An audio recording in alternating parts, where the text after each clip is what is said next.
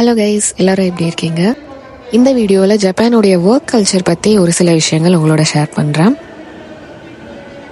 So அதுக்கு முன்னாடி ஒரு லைஃப் அப்டேட் உங்களோட ஷேர் பண்ணணும்.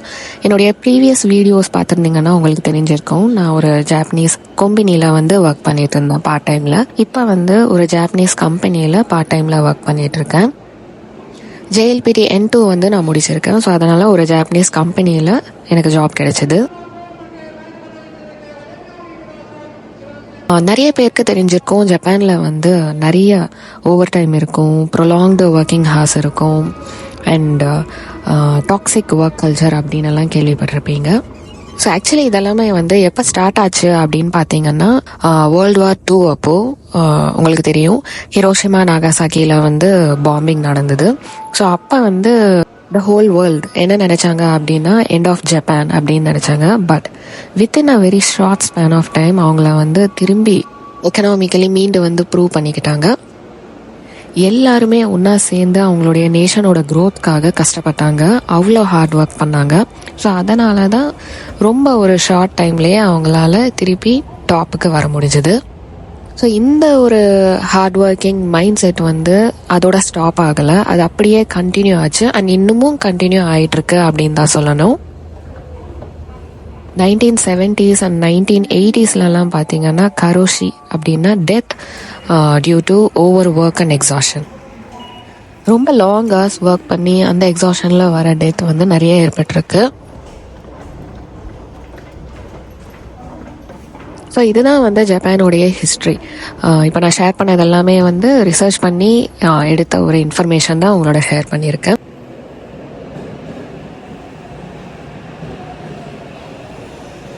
ஸோ எங்கள் கம்பெனியில் பார்த்தீங்க அப்படின்னா, எங்களுடைய பாஸ் யாரையும் அவங்களுடைய ஒர்க் டைம் முடிஞ்சதுக்கப்புறம் ஒர்க் பண்ண சொல்லியோ, இல்லை அப்போ தான் ஏதாவது ஒர்க் கொடுத்து அதை முடிச்சுட்டு தான் போகணும் அப்படின்னோ அந்த மாதிரி எதுவும் சொன்னதில்லை.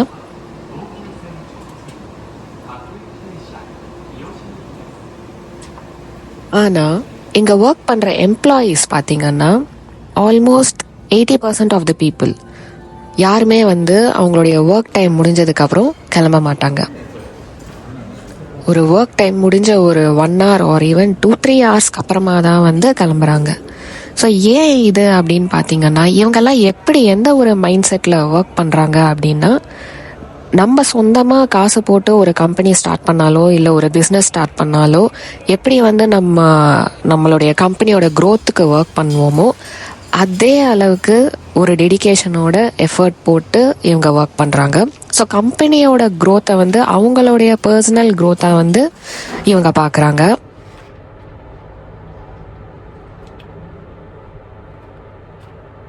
ஸோ டைம் முடிஞ்சதும் கிளம்புறது அப்படின்ற ஒரு கான்செப்டே ஜாப்பனீஸ் கம்பெனியில் இருக்காது. நான் என்னுடைய ஒர்க் டைம் முடிஞ்ச ஒரு 10-15 மினிட்ஸ்க்கு அப்புறம் கிளம்புறது கூட எனக்கு ரொம்ப ஹெசிடேட்டிங்காக இருக்கும். யாருமே கிளம்பாதப்போ நம்ம மட்டும் எப்படி கிளம்புறது அப்படின்னு. ஸோ நெக்ஸ்ட் நொமிகாய் அப்படின்னா after work drinking party. So இது யார் இன்வைட் பண்ணுவாங்க அப்படின்னா, எம்ப்ளாயர், த பாஸ் இன்வைட் பண்ணுவாங்க ஒர்க் முடிஞ்சதுக்கப்புறம் ஒரு ட்ரிங்கிங் பார்ட்டிக்கு. ஸோ இது போகிறதும் போகாததும் நம்மளுடைய சாய்ஸ் தான்.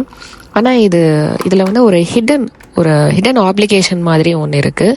ஏன்னா இன்வைட் பண்ணுறது உங்களுடைய பாஸ். ஸோ நோ சொல்கிறது கொஞ்சம் கஷ்டமாக இருக்கும். ஸோ போக வேண்டிய ஒரு கட்டாயத்தில் இருப்போம்.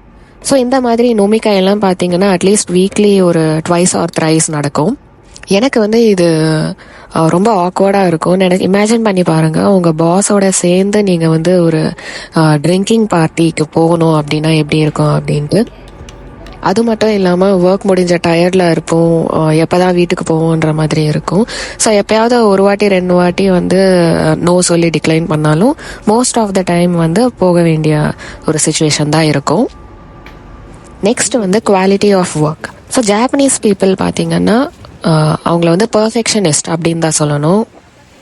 அவங்களுடைய ஒர்க் அவ்வளோ பக்காவாக இருக்கும். எந்த ஒரு குட்டி எரர் கூட கண்டுபிடிக்கவே முடியாது. அதையே தான் மற்றவங்க கிட்டேயும் எக்ஸ்பெக்ட் பண்ணுவாங்க.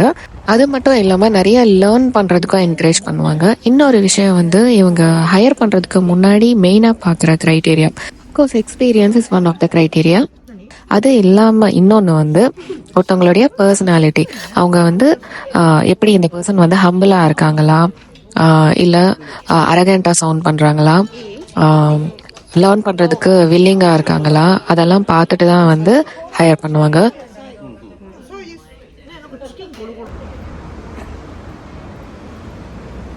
அண்ட் லாஸ்ட் வந்து ஒர்க் எட்டிகெட். ஸோ ஃபர்ஸ்ட் வந்து பங்க்சுவாலிட்டி.